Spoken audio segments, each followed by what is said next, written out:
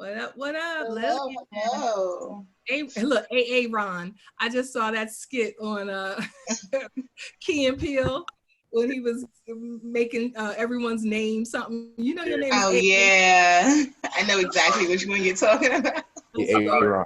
Yeah, I probably get that joke like at least every other day. Oh, dude.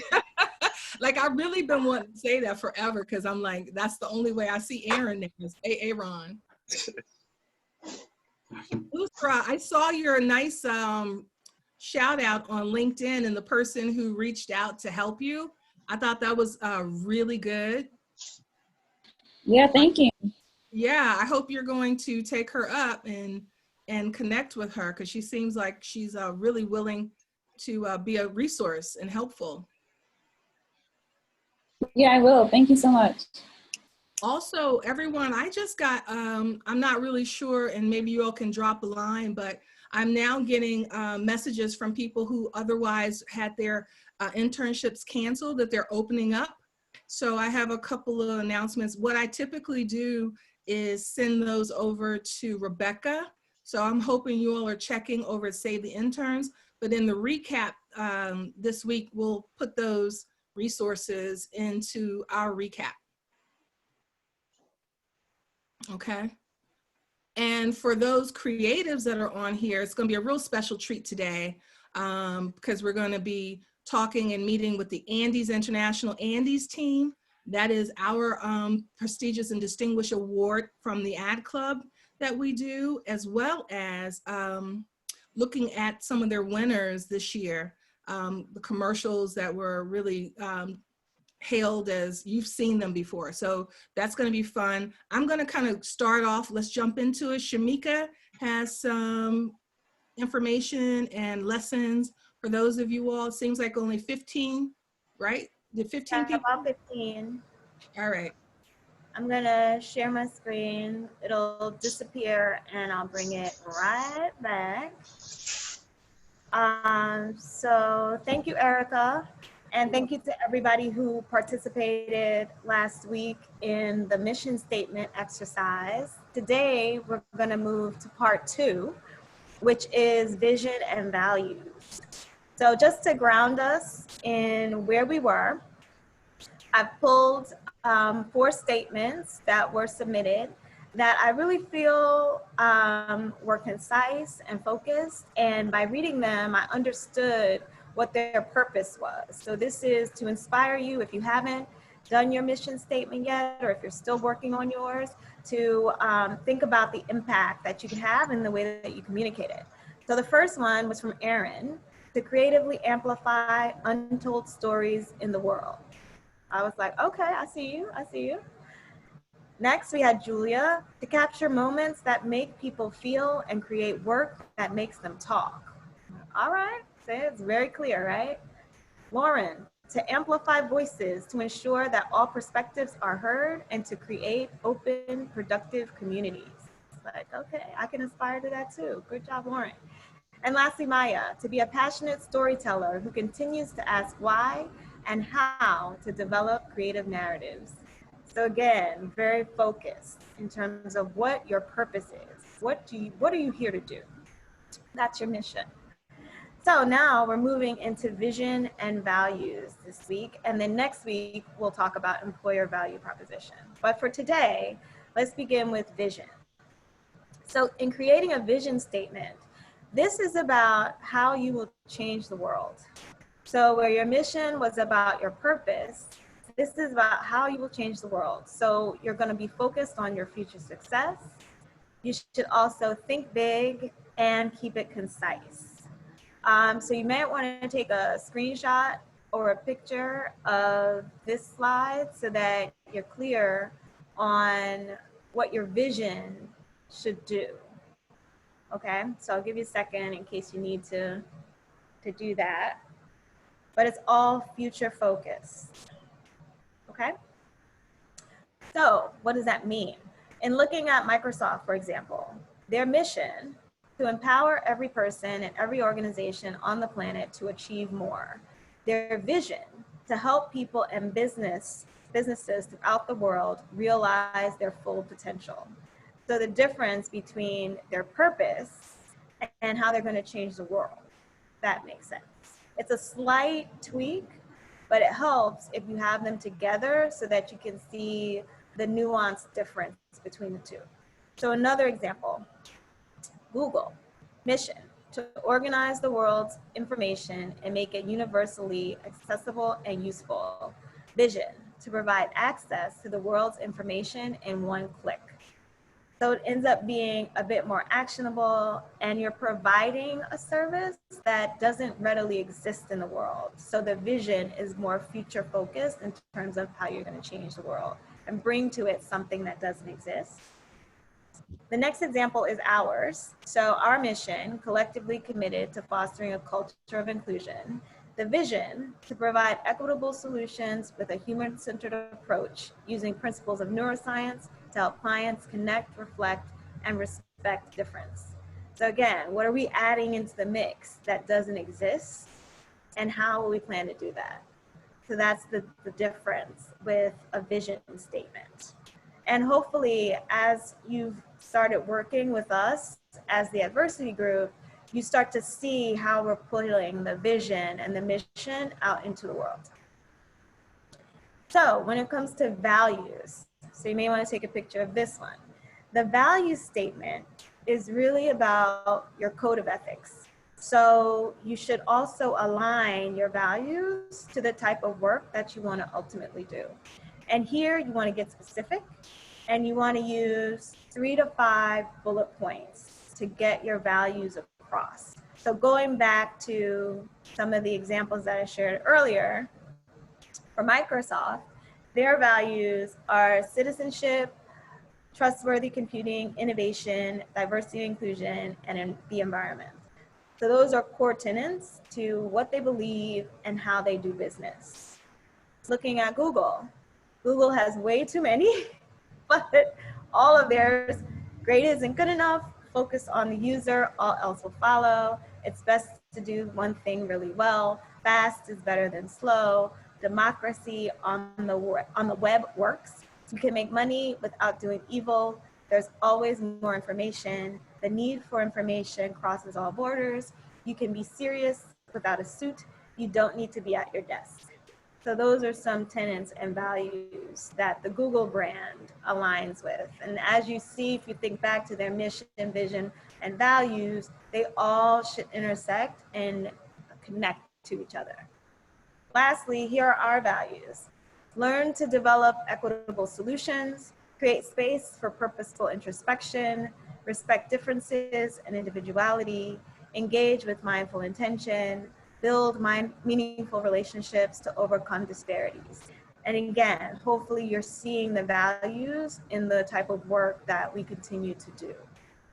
So with that, let's do next week. Your assignment, add your vision and value statements to your mission statement. So what I'd love to see is all 3 of these things. And you should email them to me by next Monday at 5 p.m. to info@theonlyoneThere. And then again, I'll share the top 3 or 4 examples next Wednesday. So in sum, you're sending me your mission, your vision, and your values together. And in putting them together, you should see the interconnectedness, and you should see the nuanced difference between your purpose as your mission versus how you're going to change the world as your vision onto what you value in bullet points. All right. And if anybody has any questions, feel free to email me. This email address is best for this exercise because I won't miss it in my other inbox. So feel free if you have questions. Again, thank you to everyone who sent it in early. I will do my best to respond so that you have more time to kind of work through it before next Wednesday and do a better job this week than last week. But it's a pleasure. I can't wait to see what you guys come up with next. So thank you. And with that, I will stop the share.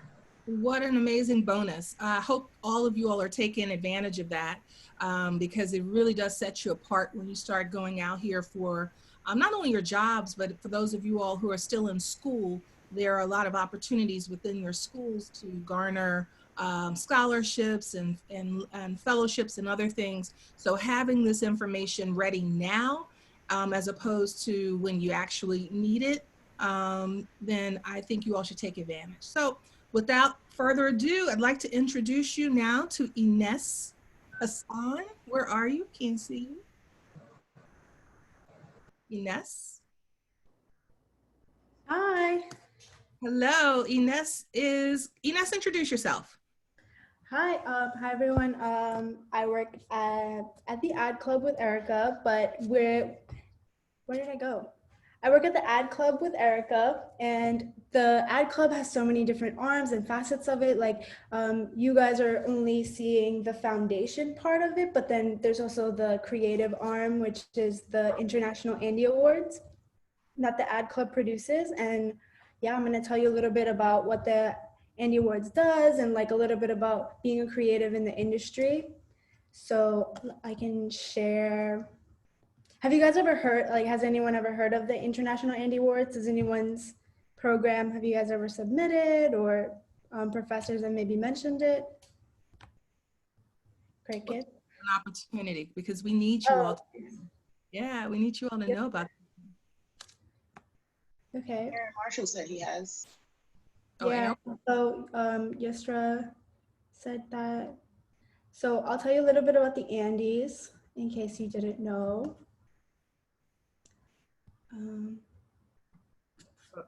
Usra and Aaron, they both said, one said, I've heard of it, and the other one said, I have, it's very prestigious. Yes, that's a good note. Okay, so the International Andy Awards is an award show that values the idea. So it's like, it's an award show that it's ahead of its time, because as time progresses, as you know, before it was like a TV commercial versus a magazine ad, and it was very simple. And then more things have been applied and more mediums have been applied to the industry, whether it's like an Instagram ad or a TV ad. Like no one's really watching TV, and so there are different formats that are being added. So therefore there are more categories being added, whether it's like, this is the best ad for using technology, this is the best car ad. And then the Andes it's kind of a two-way win, where it's the jury, because you have to be mindful that there are like people watching every single ad. And not only are they watching this ad once, they're watching it for every single time or every single category that you submitted it for. So the Andes went ahead and decided that they don't need a whole bunch of categories, and that if your idea is good, that it should win solely for what makes it great and what makes it amazing. So the Andes jury is like made up of them, like the highest global creative leaders. So we know that for it's like its credibility. So you know that this is why, like, this work is being looked at from an international lens. It's looked at from like a high creative lens. And then also another thing that the Andes value is bravery, where, you know, I don't know if you guys saw the Colin Kaepernick ad, where Nike kind of aligned itself with Colin Kaepernick. And that was a bold move, where coming and aligning yourself can cost you. It's a matter of business, right? It's like, if you align yourself, and Nike, like a lot of people were cutting off the Nike off their socks, the Nike symbol. So it's aligning yourself and being brave in an industry where it's very like money oriented, and you know, there's like, you just gotta do the creative brief, and you know, make it happen. But there are some companies out there who are, let's go above and beyond, and that's one thing that the Andes values.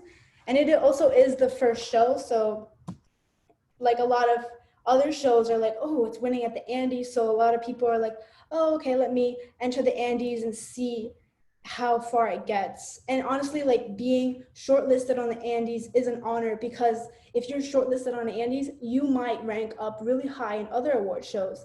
this is like the best, the best. And but because of Corona, we weren't able to do the live feedback, but for the past 2 years, and you know, we actually had like a really cool, amazing session with creative leaders via Zoom, and we had like a conversation. It's really important that people get insight on what the Andes are talking about, so people know that it's not these leaders are just making themselves win. They're having really in-depth, really thoughtful conversations about why this work is good, because at the end of the day, it betters the whole industry, because everyone looking at what's great from unbiased and a mindful perspective, and then people learn how to be better and make their work better, because this is what's great and this is why it's great, and understanding that you can go back to your own company and do the same. Okay, so we do like redefining bravery talks, so I'll also like let you know, because it's really important to learn why and how and what inspires these creatives to be brave, and like we celebrate brave brands. This is just a little bit about what makes the Andes, why bravery is so important. And then I highly recommend, I'll show you how to get there, to like go ahead and watch these bravery talks, so that way you can get insight from these people and hear about their inspirations and what motivates them. So a little bit about that. So I'll go on and show you about some of the high-ranking winners, but first let me tell you that we have a Grandy, which is like the best in show. So these so there aren't categories, but there are distinctions. So that might get a little bit confusing, but there's the Grandy, which is the best in show. There's Bravery, which there are multiple bravery winners, but then the jury has to like really think hard, and it's like compare what makes this braver than this, depending on the context, because it's also an international show. So the jury has to be mindful of what, like, doing something in America might not be as brave as doing something in India or Russia. It's all about context, and being mindful of that context is really important. And then also you can take that back to your own work and see that how to be braver, but I'll continue. So this is the last ever issue. It actually won the Grandy. It was awarded for the best in show, and it was awarded for its bravery and its craft, idea, and reset. So basically these are all the distinctions. So this work was awarded for each one of the distinctions, and I'll go ahead and play it. In the most recent Gender Equality Index, Poland scored 10 points below the EU average. They are weaker, they are smaller, they are less intelligent. Our traditional culture has objectified and marginalized women for years. Due to the lack of formal sex education, entire generations of Polish men learned about women from this. Your Weekend, our country's longest running and most iconic porn magazine. We wanted to start a conversation with all those brought up on Your Weekend's biased portrayal of women. So we bought it. On 2019 International Women's Day, we teamed up Gazeta PL, BNP Paribas, and MasterCard, brands that have a long-term commitment of empowering women, and created Your Weekend's last ever issue. An issue that challenges sexism and misogyny. The cover featured an emerging writer, an acclaimed actress, and a mixed martial arts world champion. Inside, we kept the magazine's original sections, but reimagined their content. Leading Polish female photographers offered a diverse portrayal of womanhood. Stories, essays, and interviews explored the subject of gender equality. Nationwide, offline and online sales were supported by an integrated campaign. We ignited a fierce debate by sending hundreds of copies to journalists and influencers. It made the last ever issue the best-selling issue.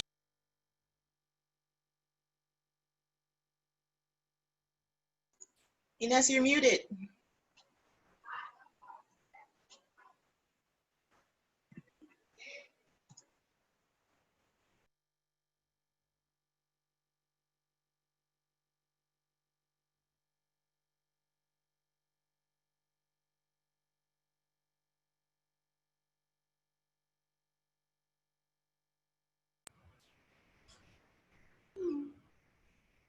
In the most Hello? Yep. What happened? Was there an issue with the sound? Yeah, it went out at the You end. accidentally muted yourself. Okay. Wait, let me unshare.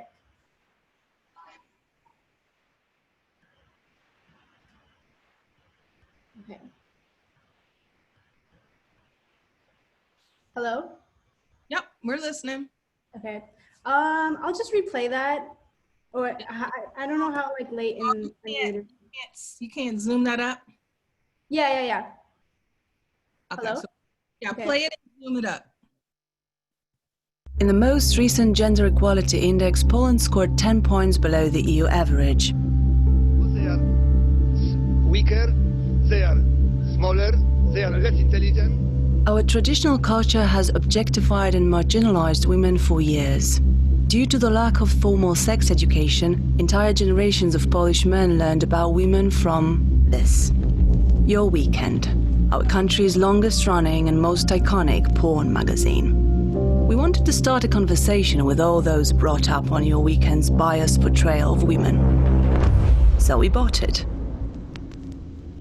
On 2019 International Women's Day, we teamed up Gazeta.pl, BNP Paribas and MasterCard, brands that have a long-term commitment of empowering women, and created Your Weekend's last ever issue. An issue that challenges sexism and misogyny. The cover featured an emerging writer, an acclaimed actress, and a mixed martial arts world champion. Inside, we kept the magazine's original sections, but reimagined their content. Leading Polish female photographers offered a diverse portrayal of womanhood. Stories, essays, and interviews explored the subject of gender equality. Nationwide, offline and online sales were supported by an integrated campaign. We ignited a fierce debate by sending hundreds of copies to journalists and influencers. It made the last ever issue the best-selling issue of the magazine in 10 years. In a country that shames women and where sexual education has been deemed too risky to teach in schools, we took charge of the conversation. We transformed the magazine's social channels into a long-term education platform for sexuality and gender issues. Because no one should ever learn about women from a porn magazine.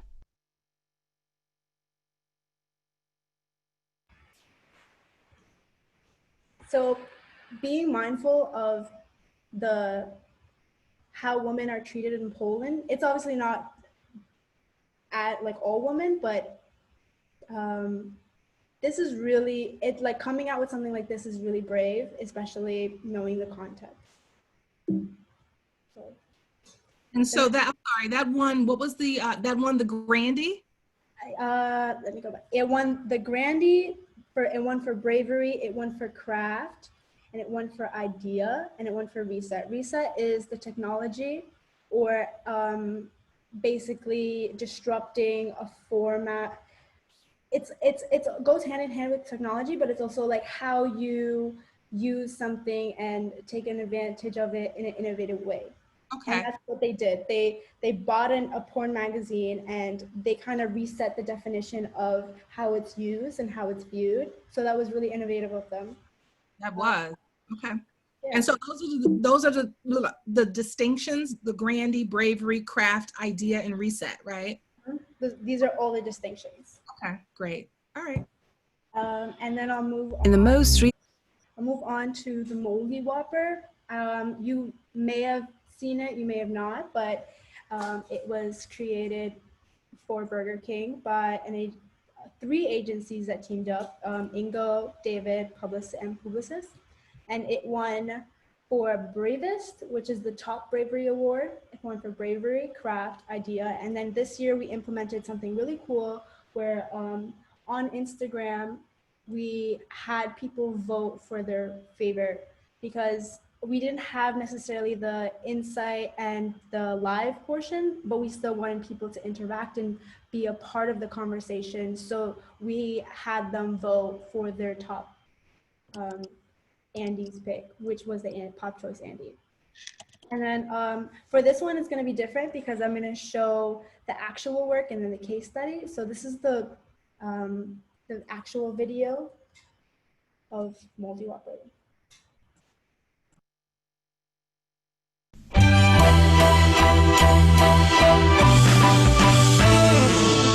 What a difference a day made.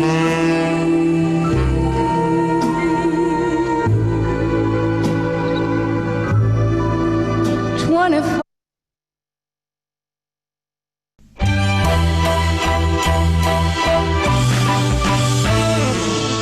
What a difference a day made.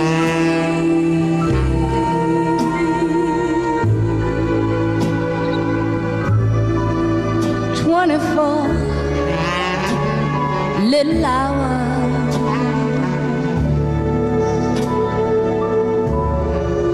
What a difference a day made.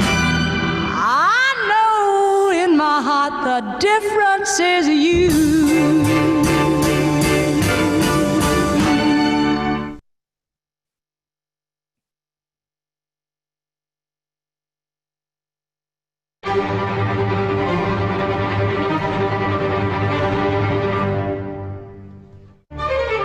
Fast food, an industry that offers convenient, craveable food at a good value. But you put out a big and you could keep it there forever, right? Right here. No fungus, no mold, no smell. Why is there no mold on that? well, because of all the stuff we put in our food. What we put in our bodies. It's time to change that. What a difference a day made. Burger King is rethinking the image of its signature Whopper burger. They're turning a lot of heads with a new ad, and maybe some stomachs too. Showing that mold can be a beautiful thing. It shows a moldy Whopper as a way to announce that the fast food chain will no longer put preservatives in their food. The beauty of no artificial preservatives. I think it's great. It's very risky, but I think it's a really neat commercial. It's fascinating and gross at the same time. When I watch this, I'm like, I can't unsee this, but also I can't stop watching it. When one company makes a decision like this, it certainly have ripples effects across the whole industry. Is this really the best way to sell a burger? Well, I know the difference in you.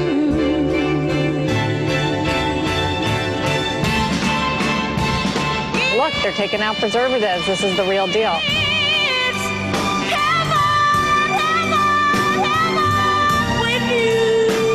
I think it really speaks to the fact that companies are hearing this huge tectonic shift of customers asking real questions about what's in their food. They're removing preservatives because they feel real food tastes better. The difference is you.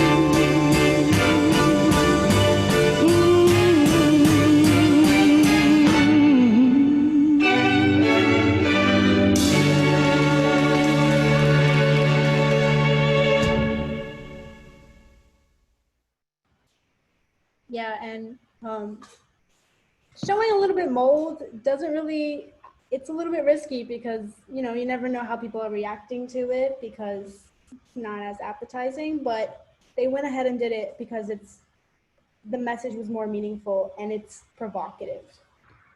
Very provocative. I think that was really also a part that elongated the message, right? Because people had a lot of opinions about it.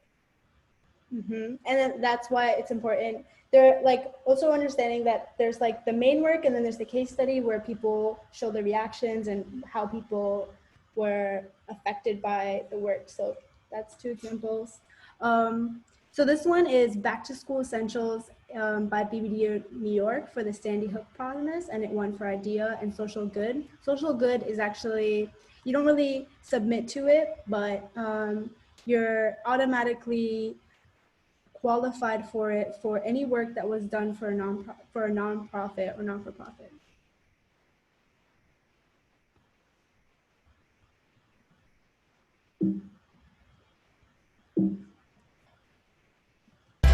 This year, my mom got me the perfect bag for back to school.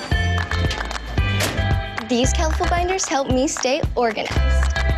These headphones are just what I need for studying. These new sneakers are just what I need for the new year. This jacket is a real must-have. My parents got me the skateboard I wanted. It's pretty cool. These scissors really come in handy in art class. These colored pencils, too. These new socks, they can be a real lifesaver.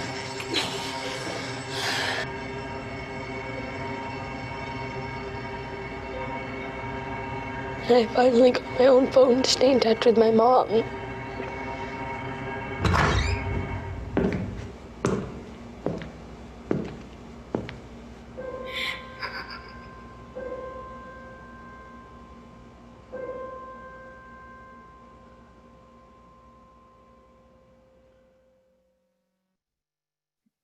Oh my God, that gets me every time. That really gets me. That's so sad. It's like a brilliant way to turn, because I think we're always used to like the generic back to school supply, like, oh, it's August, September, like get your, get your goods, but it's like a new take on it, because this is what's really happening in a lot of schools. It's the reality, and it's heartbreaking.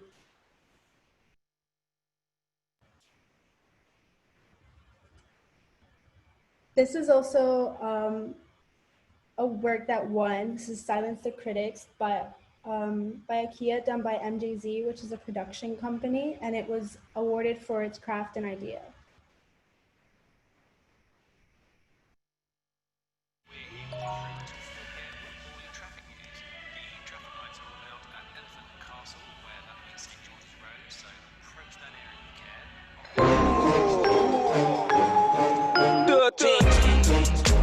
But I must confess, this place ain't blessed. This place is a mess. Disgusting. But no, you don't deserve no guest. No. In here, I don't want to lay down or rest. Are you crazy? That crack in the wall needs addressing. The state of the floor is just depressing. Man, this table's older than the pyramids. Older? At least it's younger than the mirror is. This place is small, and it's barely a house. Never mind the cat, you couldn't even swing a mouse. It's so small. Those curtains are looking tired. Decorations are tired. Look, your style is fired. It's like somebody hit you with a bulldozer. But if your house was a car, it would get pulled over. Excuse me, please. This is very, very, very, very, very, very, very unacceptable.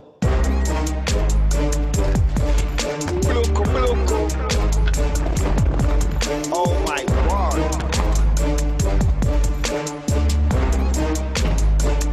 Silence the critics. IKEA, the wonderful everyday. Fresh and clean.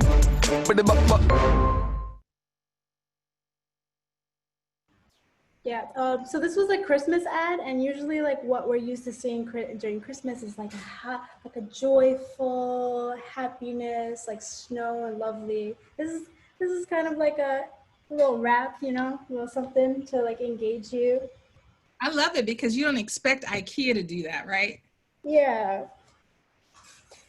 IKEA's it's pretty like modern and solid and minimalist, so it's something new. So this is they brought in the culture. You notice that? Culture. Yeah, a little bit of adding some culture into it, some hip hop. And yeah, so Chinese New Year, this is a global show, so you got to be mindful of like all the things happening in the world. And so this is for Nike, and it's by Wyden and Kennedy. I got a quick question. This says it won for craft. Can you talk about what craft is? Yeah. So craft is how something is made, and sometimes it's like the production of it and the visual aspects, but sometimes it's like kind of storytelling too, because storytelling is a craft. There's like a lot of conversations on craft, and I think it's interesting also listening into how the jury and different jurors have takes on what makes something more closer to its craft than its idea, and just defining the lines. So craft is open for conversation, but this was chosen for craft because of, you'll see. And then it's mainly its storytelling and visual aspects.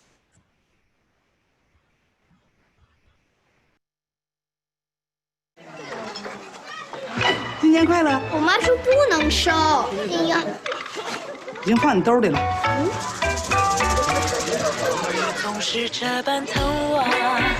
新年快乐！谢谢姑姑，但我不能要。乖，拿着。不用了。新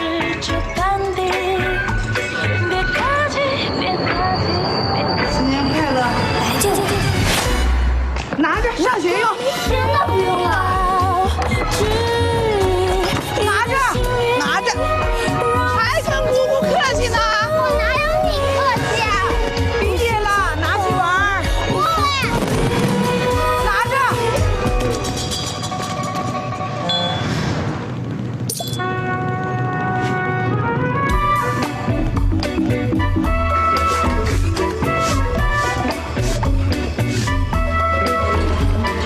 停一下，你先停一下，你先，没有先。别客气。红包。行，谢谢姑，那咱回家吧。害羞吗？开心。姑姑，新年快乐！不客气，不客气，不客气。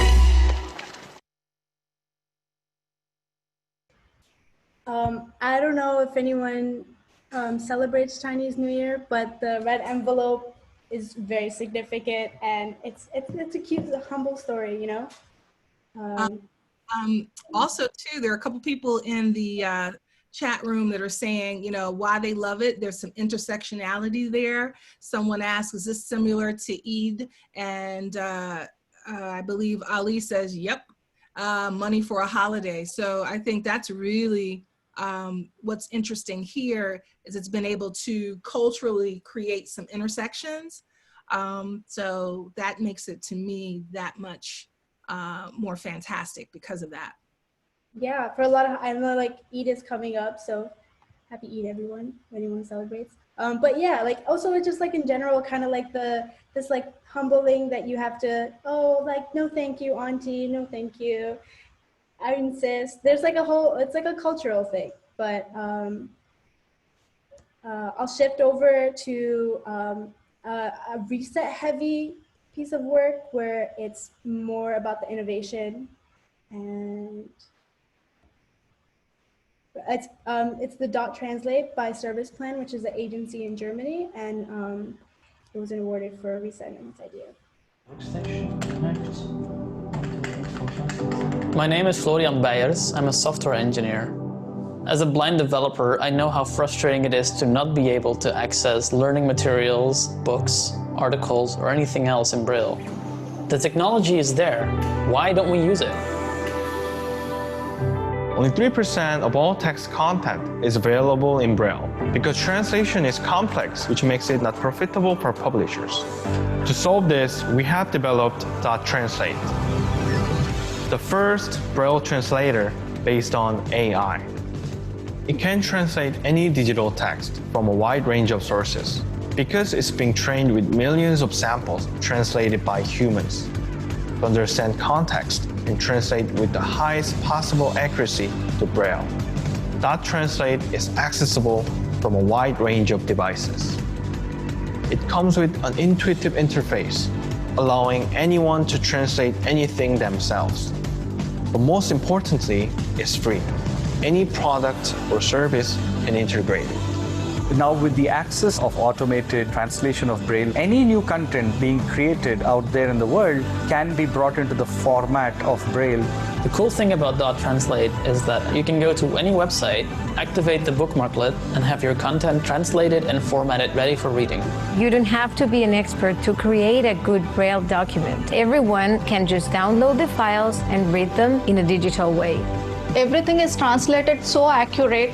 Finally, we can access any content we want. Dot Translate is already the most accurate Braille translator, and with every word, it's getting better.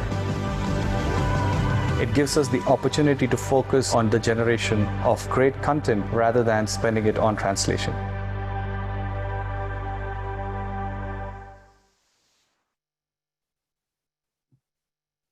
Interesting. And that one for reset, you said? Yeah, for its innovation. Okay, so the brand's innovation or the actual work's innovation? I'm curious.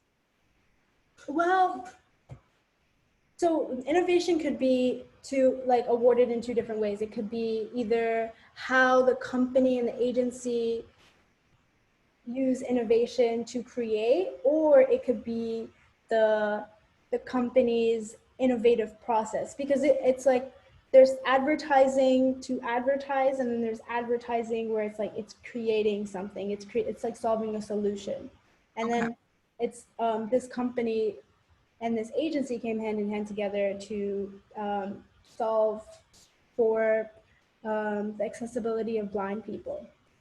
Yeah. Okay, great, good distinction. So, okay.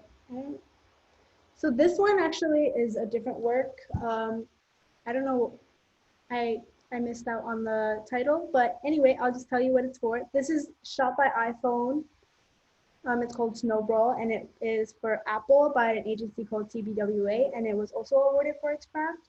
And this is kind of a good look to see how you can also use your iPhone to kind of create that. Like, you don't need to have a whole bunch of tools to be a good creator. You can use what you have.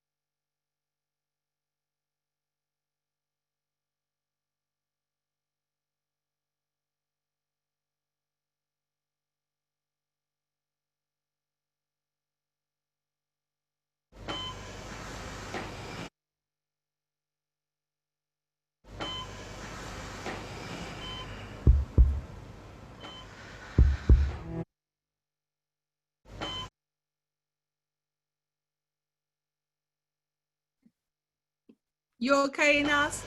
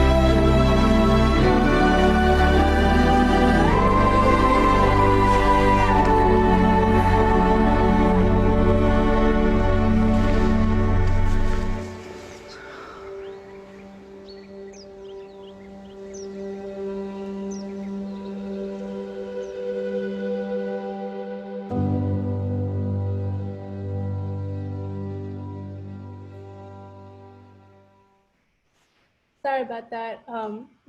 My snazzy new computer is like sensitive to sweaty fingers. I don't have the AC. I gotta get my new one too, Erica. Listen, that commercial made another person cry. That's the second, I agree with Usra, that's the second commercial that's made people teary-eyed, so.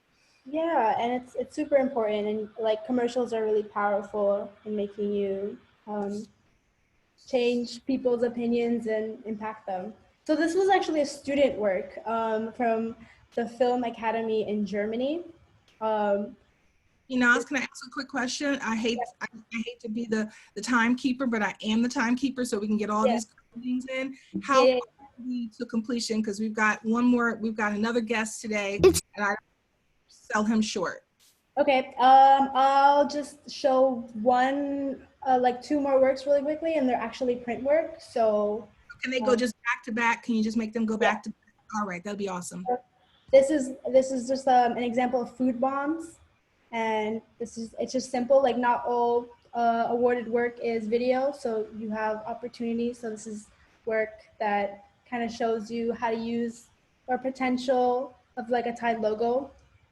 Tide to go. And then this is the climate change collection, which is just a board and of an idea. So for student work, you don't necessarily always have to execute it. You can just put it together and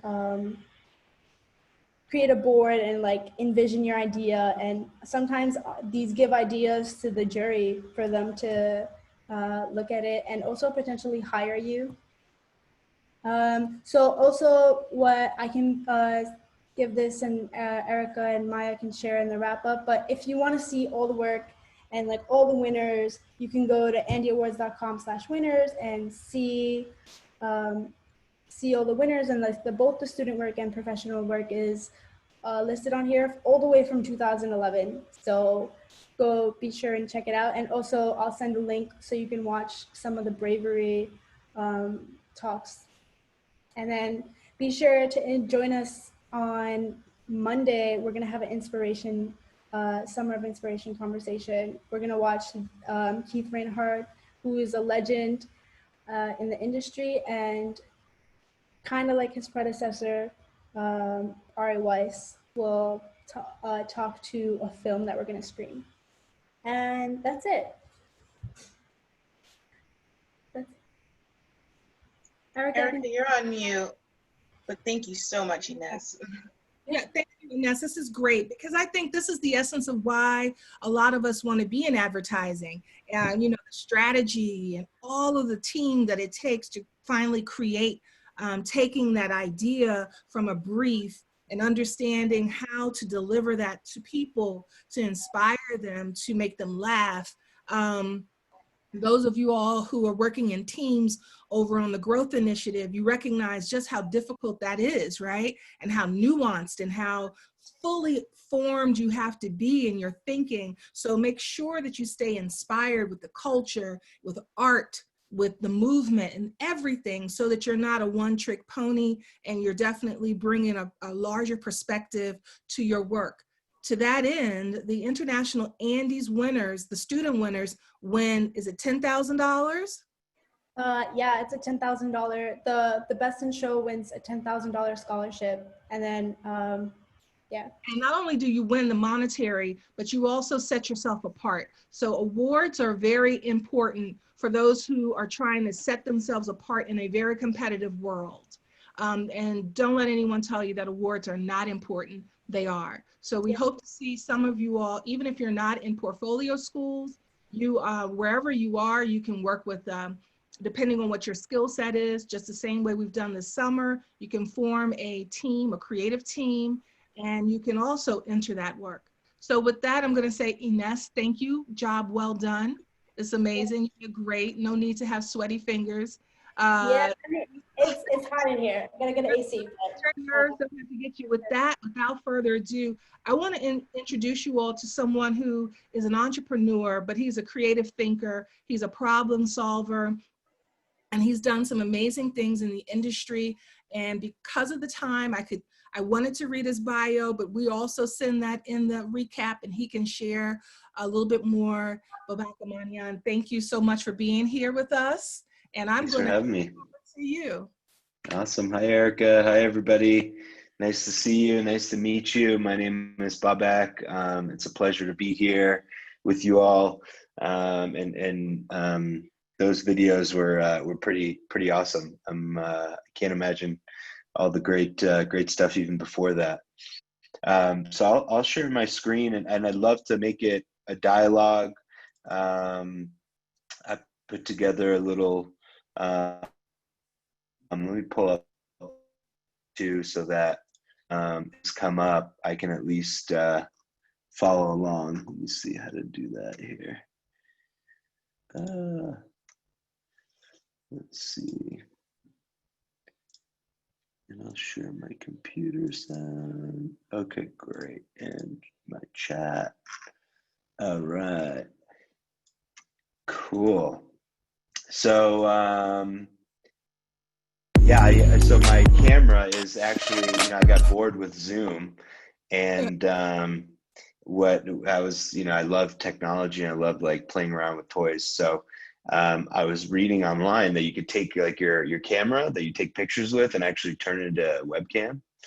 So that's why it looks different. Cool. So I'm going to be talking through some ideas around the process that I follow for creative problem solving. And I'll get into my background, but I'm fascinated with the idea of trying to apply the same process to different industries, different problems. But if you kind of have a framework in place, you can really tackle any approach. Yeah, I can send you also, see on the chat, I can send you kind of the camera setup. So my name is Bobak. I'm originally from Iran, moved to the States when I was in 3rd grade, grew up in Connecticut, went to college in Connecticut as well, and then moved to New York in 2010 after I started a company called Prolific. We were a mobile agency, so we basically designed and built apps for Fortune 500 companies like SoulCycle, SAP,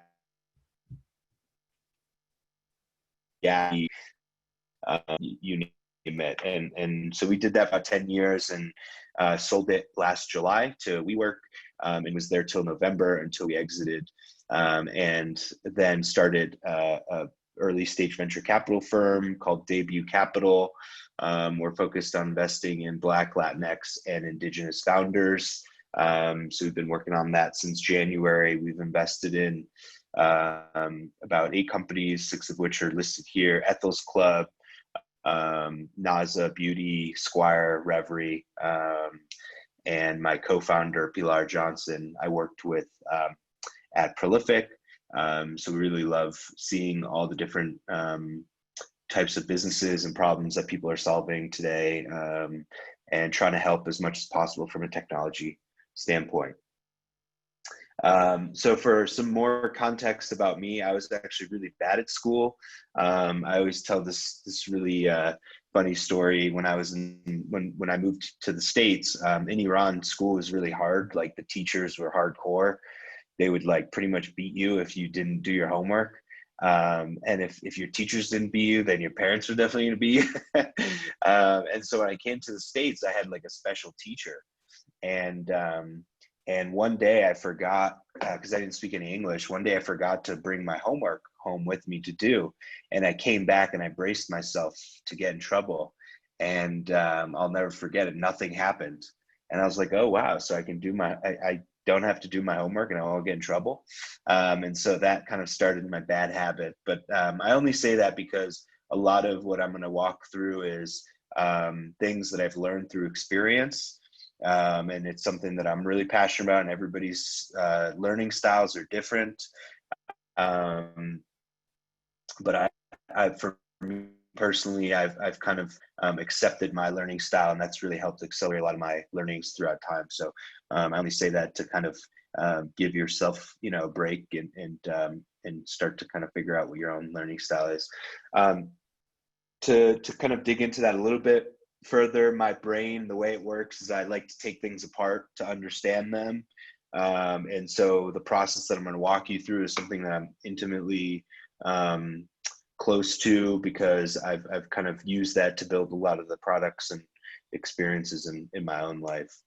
And this is kind of my crown jewel, and my biggest test was, can I take this process and do something I know nothing about? So I picked something really random, and I built an electric motorcycle. So I'd never actually rode a motorcycle. I'm not an electric engineer. I'm not a mechanical engineer, but tried to really break down the problem, and ultimately had a lot of fun building this. Cool. So that's a little bit about me. Now I'll kind of get into some of the different ways that I've been using problem solving. So, and I can't see my screen. Let me do this real quick. Okay, so the process a lot of times that I follow to really solve any type of user problem, when I talk about user problem, it's ultimately like identifying the end consumer and what they're really experiencing. The first thing I want to do is understand it. So I'll do a ton of research, which I'm sure everybody's familiar with. Google is my best friend. YouTube is my best friend. There's no shame in that. Double down in it. I think that's like a lot. Reading different reports and blog posts, that really starts to get me in the mindset of what the problem actually is. And so I think empathy in kind of this understanding phase really comes into play when you're trying to actually come up with the ideas to solve it. And just one idea isn't going to be the end all be all. It's always about a process. So after you really understand it, then you kind of explore different ideas, and it's really about quantity, not quality there. And then you get intentional in the design phase. When you're designing a solution, you really get more specific about it, to the point where you can actually try to execute and build it to test and learn from it. And once you test and learn from it, then you can refine it and make it better. And then you could kind of, do it all over again. And that's like, you can literally apply this to anything, which is really cool. And I think my example of the electric motorcycle is something that I wanted to try this out on. So I'll dig into kind of each one. So understanding the problem, the first thing that I like to do is actually interview stakeholders or users or subject matter experts. And so our ability to kind of be chameleons and adapt to a new industry where we might not feel like we belong, or might be something that like I didn't go to school for. You don't need permission to learn about it or ask somebody their experience. And when you start to really do that, you're kind of speeding up your own learning, as if you've been in that industry for X amount. So the skill here becomes the questions that you ask, and how to really deeply try to understand from a curious standpoint, so you can almost pretend to be them and feel what they feel, and kind of see and experience what they see. You also want to kind of identify target user personas, like what is their life like? How do you try to draw comparisons and trends, and really then start to come up with this hypothesis, or like an idea of what the issue or problem is. Documentation is also really important. So like taking notes, because what I've learned over time is like my brain it's like a hard drive. It just only can hold so much.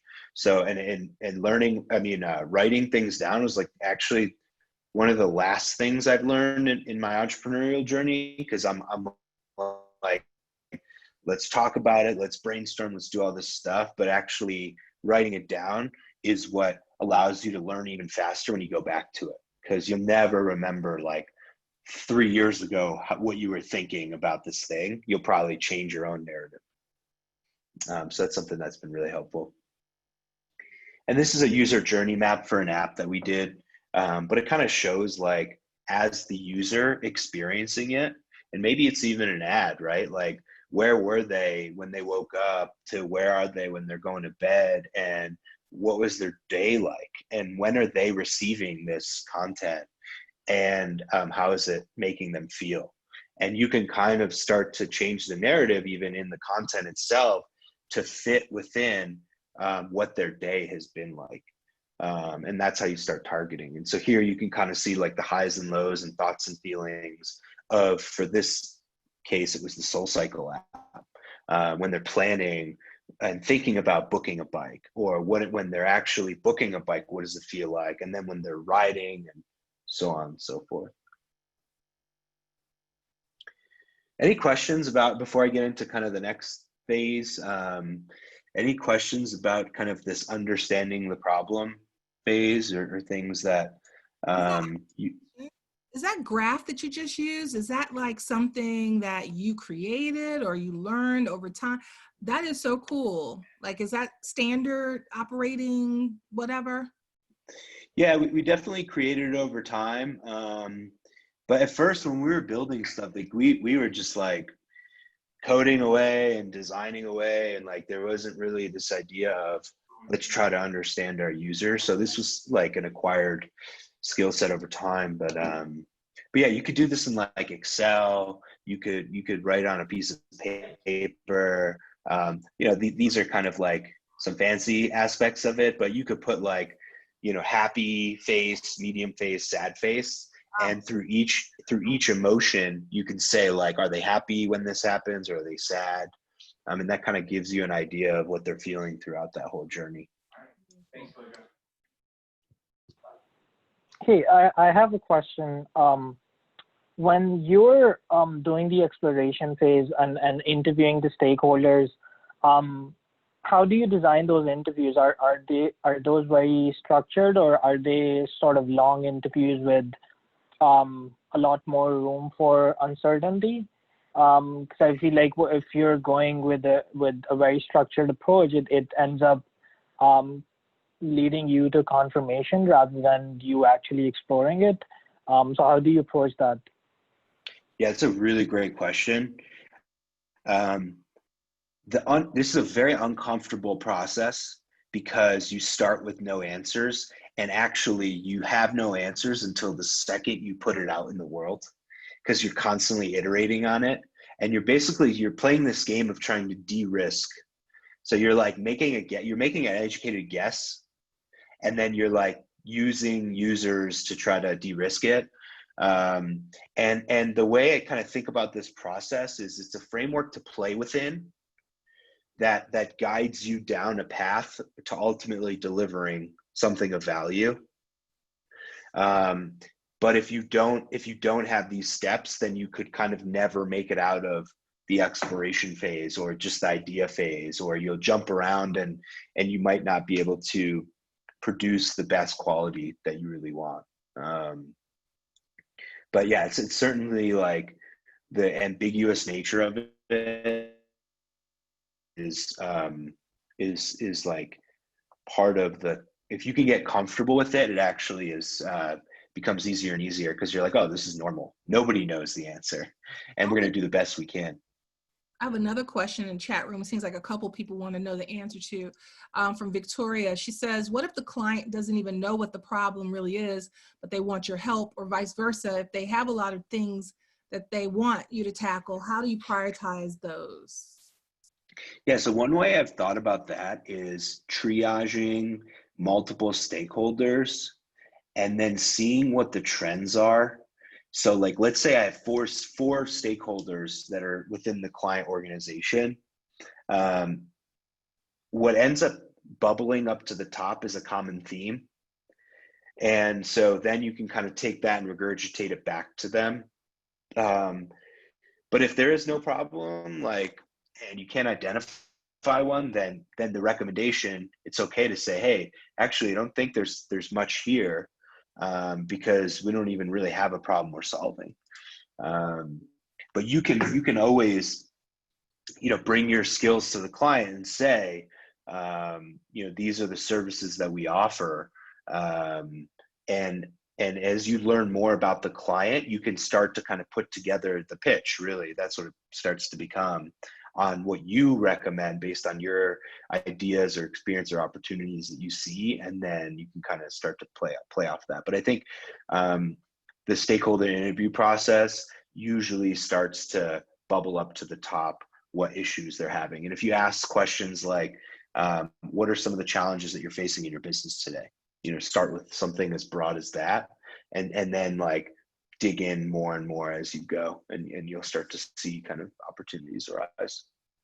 And I have another question from Olga. Olga, go ahead. Hi, when you're doing a user journey, right? Do you do the focus group? How many people should be in focus group? How diverse is the focus group? How do I know that I can trust this particular map? Great question. And I would love to kind of go through one at a time and make sure I don't miss these. But I'll give an example of, in terms of the diversity of the focus group. I'll start on that one. We used to work with Sephora, and there were a couple instances where they were using specific terminology on hair care products. And we had a pretty diverse team at the time, and our team was versed on the actual terminology that they should be using and they're like totally outdated. And that was a good example of, like, if we hadn't had our team be diverse, but then also if we didn't have a diverse set of user testing that we were doing, we wouldn't have got that feedback either. And so, it's really important to be intentional about how you're testing. So with that being said, I'm always in the camp of slowly ramping up feedback. So because let's say you test with 100 people overnight, you're most likely to get the same feedback on a few items. And so you want to fix those things as fast as possible and then ramp up so that you catch these edge cases in a bigger group. So start with like 3 to 5 people. That's totally okay. And you can't trust everybody. You have to kind of decipher and choose, but the trends is really what you're looking for.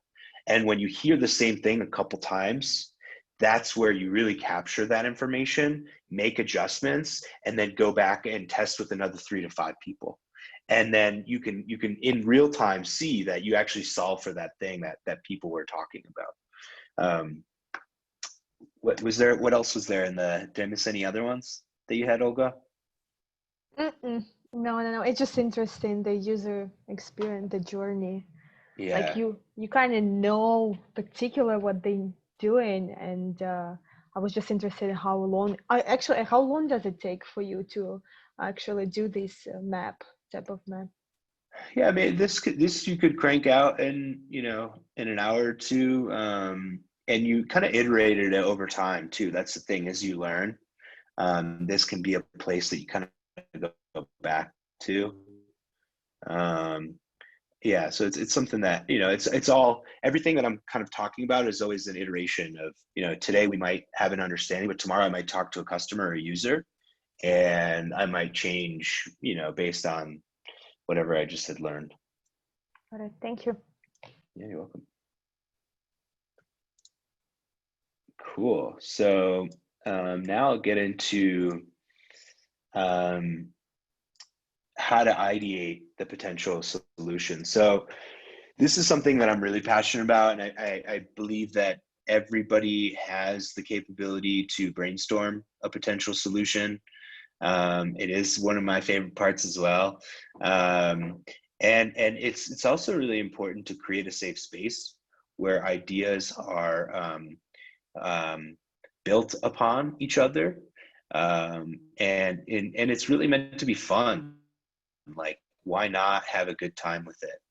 This is a point where we can express ourselves and be silly, have fun. And as leaders and future leaders, like, you can set the tone in how you operate in that space as well.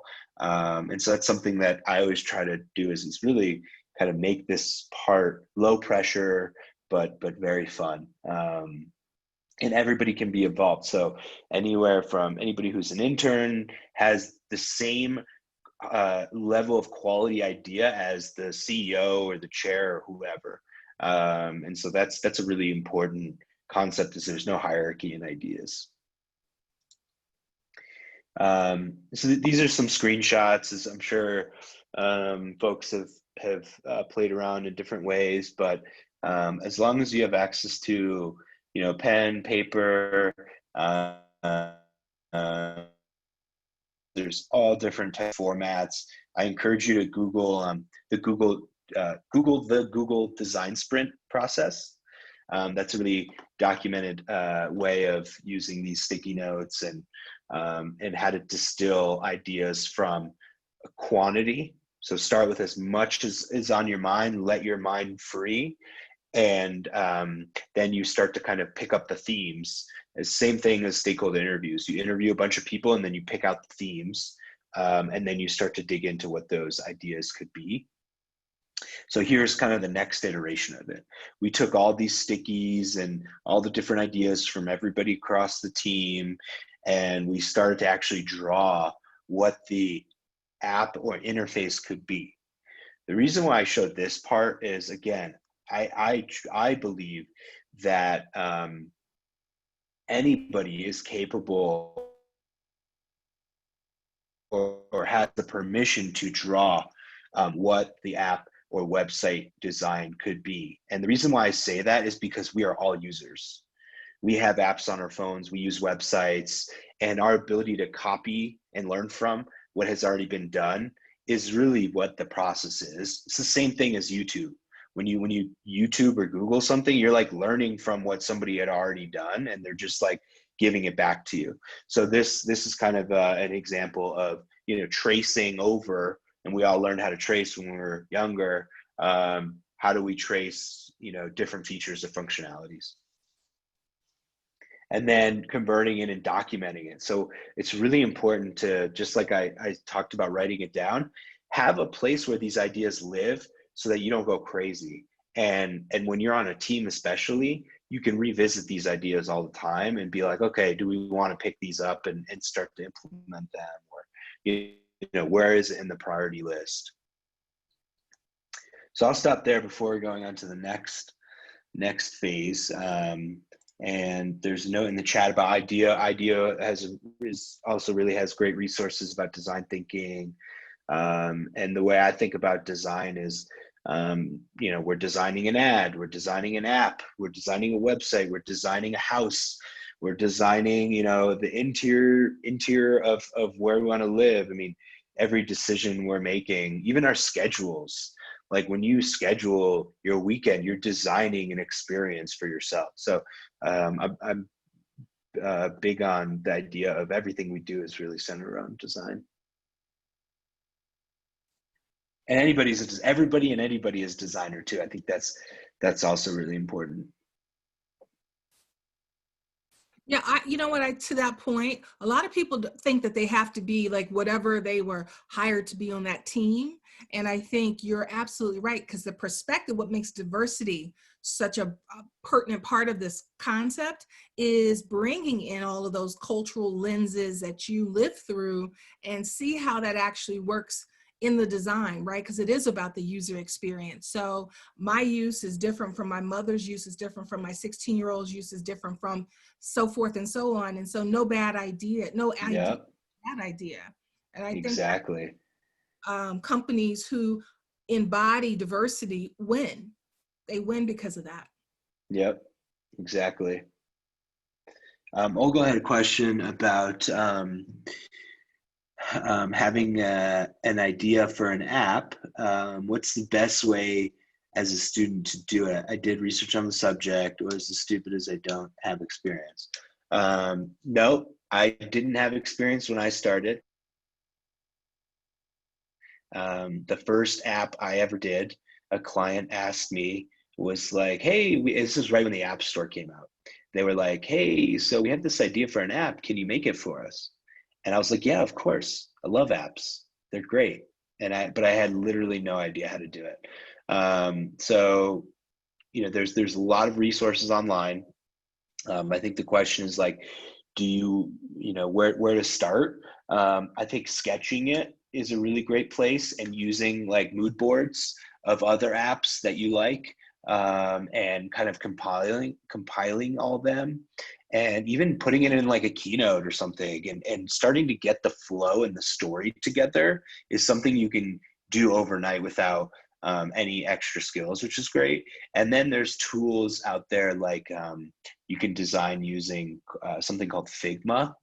That's based, and build a prototype really easily. They also really great. It's like using Photoshop essentially, but a lightweight version. And they have really great tutorials as well. And you can kind of get your ideas on paper, and then you can take that and put it in front of users and see what they think. And then, it's basically taking one step, one foot in front of the other. And once you get to that point, you can kind of decide, do I want to keep going? And you have to figure out like, how do I keep going? Or is this concept, something that isn't as useful as I thought, which is totally okay too.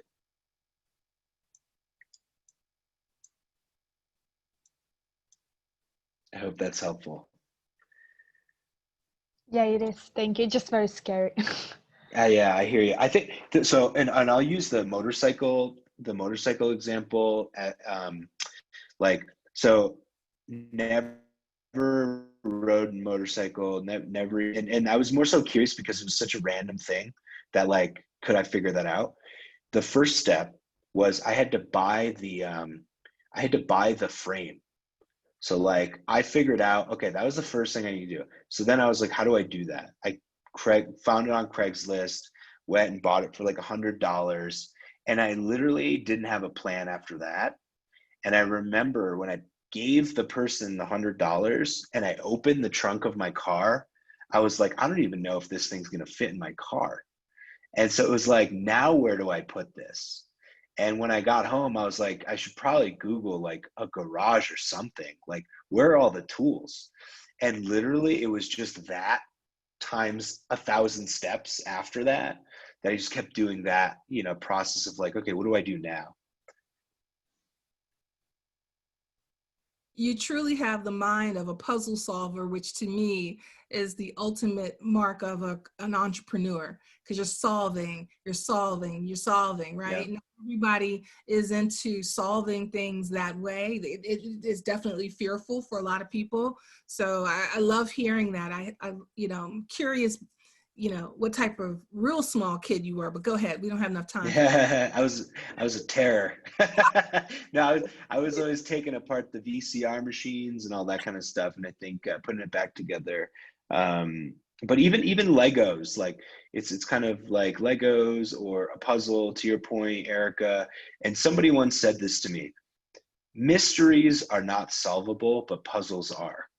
And so if you can take it from a mystery and make it into a puzzle, then you can actually solve it. And that's something that's really kind of helped my mental frame when I'm entering into a new problem that I'm trying to solve that I don't have any experience with. Cool. So the next phase is like, okay, now you've kind of have these general directional ideas. Now let's flesh out the details. So Olga, as we were talking about, like if you all of a sudden have the brainstorm and then you start to sketch these things up, how do I get it in front of real users and stakeholders? So there's always two sides. It's user goals and business goals. And you want to constantly like treat both of them as equal stakeholders in learning about, am I headed in the right direction?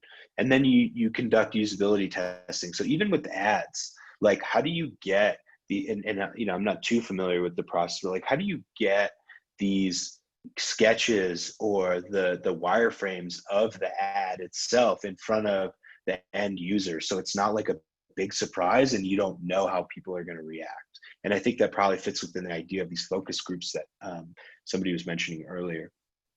And then considering edge cases, like what are the, how do you know going into it what your weaknesses are? This gets into the design sprint process again. IDEO and Google have really good ones, but this kind of shows the visual of like the rinse and repeat of a concept. Design it, prototype it, put it in front of people, and then make it better, and then do it again. And you can do that as a million times, or you can do that one time. The more times you do it, the less risk there is. And so this is kind of an example of how we took a little bit more of a high fidelity sketch and then converted it into something digital to actually be able to put in front of users. And we use something called Figma as another tool. Not Figma. Forget the name of the other tool we use a lot of the times. Adobe XD is another one. So there's Sketch is another tool for designing. So lots of different options. This is maybe because an example of, we now brainstormed the idea. This was for Home Shopping Network when we were redesigning their app a few years ago.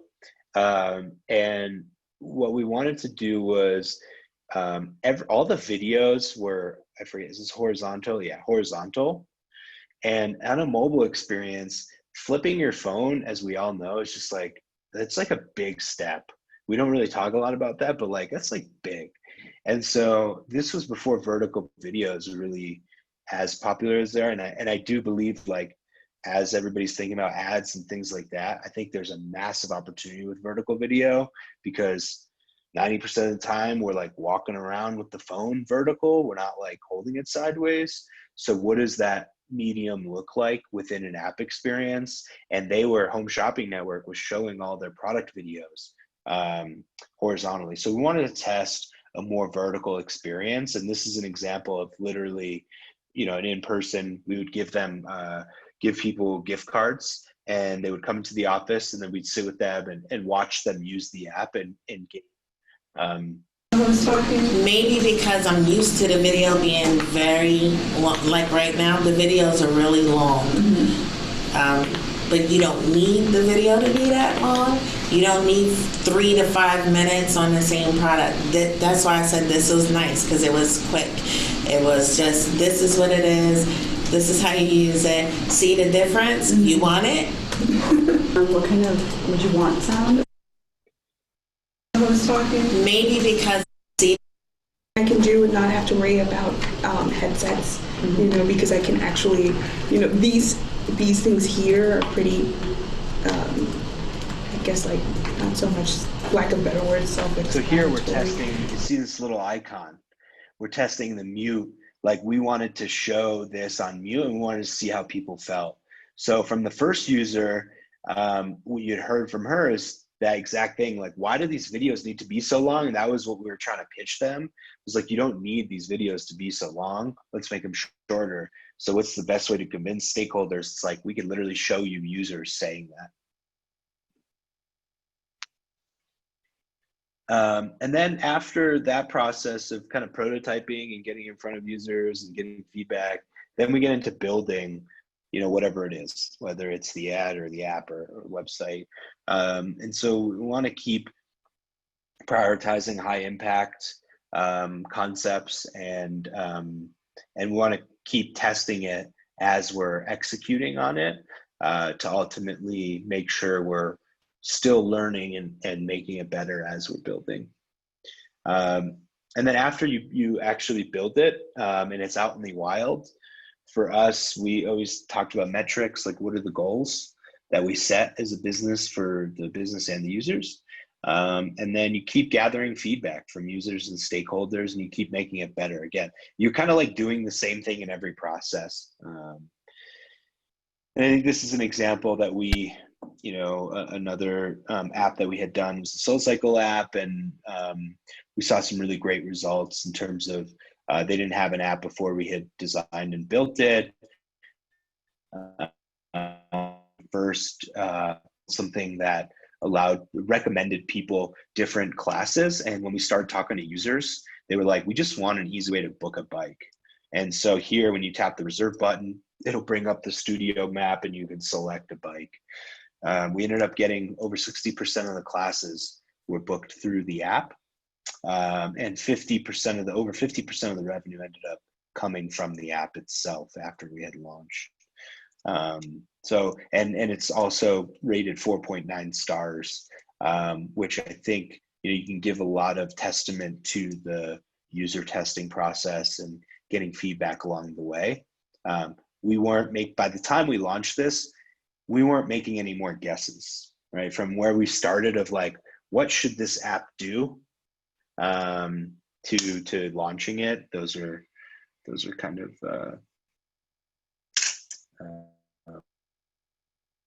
how we got there. And that's it. I hope it wasn't too app specific. Hopefully it's something that you've either experienced or curious about, but happy to chat through any ideas or questions that anybody has. You know what, even if it is app specific, and which I don't think it is, I thought it brought in like a real understanding of the process of thinking and ideating is so important, because everything that we do, it's, all of this is so new, but if you don't have an app, if you don't have a website, remember back in the day, like it was like a blog or something, and all of those things now are fitting together. So it's so important.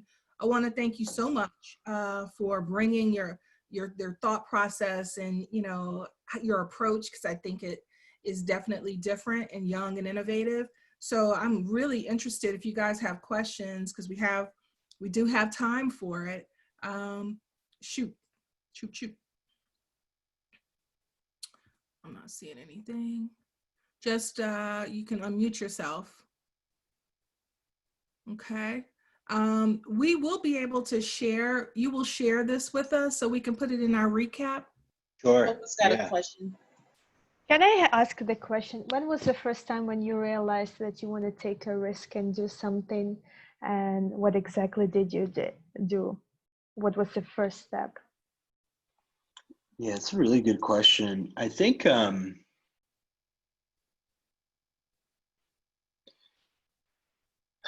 a really good question. I mean, I think we're all practicing taking risks and then proving to ourselves that we can do it. And that's kind of the game that we're playing. And so the first time that somebody asked me, can you build an app? And the fact that I said yes, even though I didn't know how to do it. And then follow up and the diligence and obsession around figuring that out, I think gave me a lot of confidence that, okay, now maybe I can do that again. And so that kind of set me on that path. But it was, and I guess I didn't really think, I was so naive, to be honest. Like I didn't even think twice about it. It was just kind of like, oh yeah, of course we can build an app. So I think, I think if the opportunity arises and it's there and it aligns with your values and what you want to do, then the only thing left is really trying to put in a good effort, but also trying to network and surround yourself with really great people that can help you kind of minimize the risks. But that's probably the first one that comes to mind. Thank you. I think that's really a good question, because what we, as you all know, I also, this is part of the talent pipeline programming that I run here at the foundation, and the other really strong program that we have is developing mid-level women. And one of the things that we do know about women is they tend to want to be perfect at something before they take the chance. They hold themselves back oftentimes because they feel like they need so much information and, before they will then put themselves out there. So it's good to hear, Bobak, that you have that, kind of bit of a terror that drives you forward, because you have to have that type of fearlessness.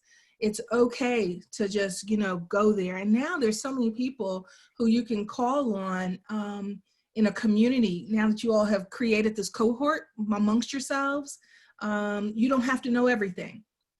You bring people in, and that's what, you know, working in teams really should teach you. You don't have to be the strongest. You need to know other people who are strong too, to create that. And yeah, so Dan, you normally have good questions. You all right over there? I see you smiling, but I don't hear you. All right. Sam is doing his thing. Anybody else? If not, we are going to, oh, Sam, you're off mute. How you doing? I just found the mute button. My cursor disappeared. Bobak, could you go back to those little circles that you had with all the different processes? Yeah, for sure.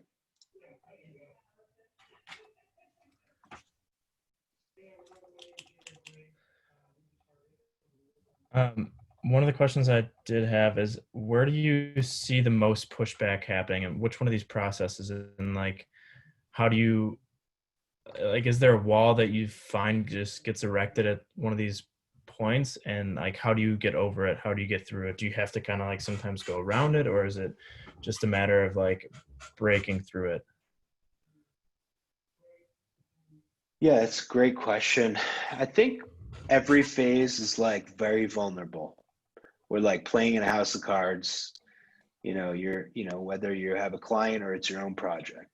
If it's your own project, you know, you might, tomorrow something might happen and your priorities might shift, right? And so you got to put the project on hold. If you have a client, same thing might happen. But I think the game is to minimize risk and try to get alignment. And so the more agreement you can have as early on and as small as possible, the more you get in the habit of people agreeing and buying in. So it might be as small as like, what are the business goals? You know, and that's like that has nothing to do with the end app experience or the ad or whatever. So like whatever those small things are from the beginning, anybody you have collaborating with, if you can get them to agree and they're incremental, the gap is pretty big from like when you start to when you end, and they're just like trust starts to be incorporated. There's also one other thing I didn't put in here was in terms of process. When I'm executing on any project, there's a few things I do, and they're my rituals. One is a daily stand-up.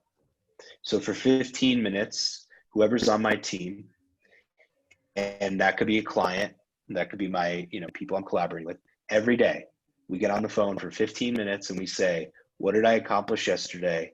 What am I accomplishing, or what are my goals for today? And are there any blockers? And that transparency is like the first thing that, when that gets created, there's no concept of throwing things over a wall and big reveals. Big reveals are like the biggest risk ever, because it could just totally blow up for everybody, and all the work that somebody does just like vanishes. So that's the first ritual. The second one is I have a weekly sprint planner, I call it. So a sprint planner is really just like a planning process. What are the priorities for this week? And who's doing what? Roles and responsibilities are always really important. And then the third one is a retrospective. So every other week, you spend an hour saying, what can we do better? And what did we do well? And that creates, and hopefully it's a safe space, that creates the ability to do feedback loops. It's just like as an employee, you get these 360 feedback cycles. You're doing that as on a project level. And so you can course correct very quickly. If you have those three small things in place, you can course correct very, very quickly. And also, if there's a chat or like iMessage group or Slack channel or whatever, make it public. Give access to everybody. Don't make private channels, because information is the power, and give the power to the whole team. and let the transparency drive a lot of the decisions in terms of like then you can't talk bad about somebody, and it doesn't create a dynamic where like somebody's thinking about that, and those things do come into play in my own career. Like you start to realize that a lot of insecurities start to come into play, and the more you can operate as if somebody's in the room when they're not, or somebody's watching you when they're not, I think those actually do build into the risk factor of the project execution. That's a great question. I think that's right there is you've created a strong team. How long did it take you to manage to, you are a manager, right? So you're also motivating.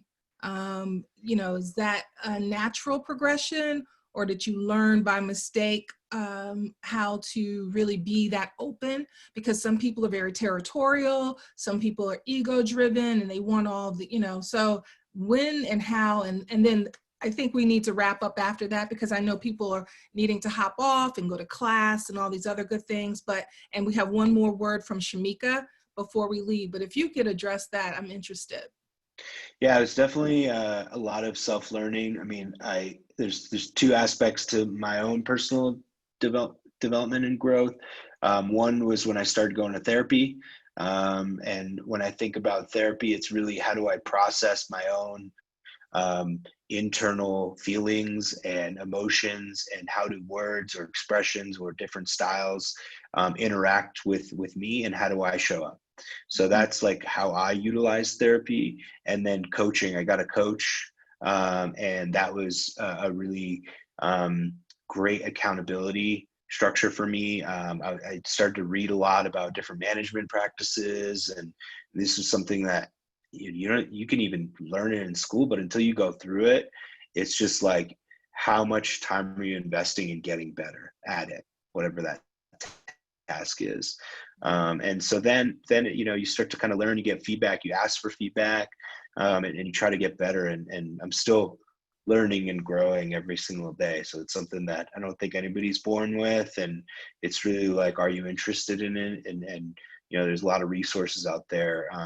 High output management, for anybody who's interested in kind of more the management track, that's a really great book that kind of changed my perspective on this as a leader. Like, how do you help support? But at the end of the day, I do think like the content and the direction really does matter. You can't fake it. Like, no matter how bad you want to try to motivate somebody, if you're trying to motivate them, you're focused on the wrong thing. But if you're thinking about like, where are you going as a team, and what problem you're trying to solve, and how are you going to fulfill that mission, people will rally around that kind of stuff. So I think those are all through mistakes and learnings, and I'm still trying to get better every single day. That's awesome. So for the group, we can follow you on LinkedIn, and any other ways of following you. We can put it in the recaps, surely. Yeah, Twitter, Instagram, it's just my first name, last name, at Bobak Emamian. But yeah, and feel free, anybody, to reach out anytime if you're working on any projects or want any help or direction. Happy to hop on a call at any point. I love that about you. You're always ready to send down the elevator and help. And, all I have to do, and everyone should have a person like this in their lives. Anytime I'm working on something and I reach out, he's always willing to help. So I want to thank you. Thank you so much. It's good to see you. Thank you. Yeah, it's so good to see you. Yeah. I hope everybody's good. Yeah, so Shameka's got one more thing she wants to say about next week's assignment, and then we're good. Yes, so one quick note, and thank you, Bobak. We actually worked together last year on the AdColor app. So hey, Shameka. Just one quick note on your mission and specifically your vision statements. As you begin to refine those, look at your MBI. If you took the MBI assessment, in there are some nuggets about how you approach problem solving and communication that could lend itself to make you a bit different and more distinct. So I would pull that in as a reference and as a resource as you begin to work through really drilling down into what makes you different in terms of your mission, vision, and probably values as well. So that was just one quick note on how to use the MBI. Thanks, Erica. Thank you guys, everybody. Have a great week. Stay safe. The Rona's still out here. All right. That's the mother in me. I'm going to tell you. Bye, y'all. Bye. Bye.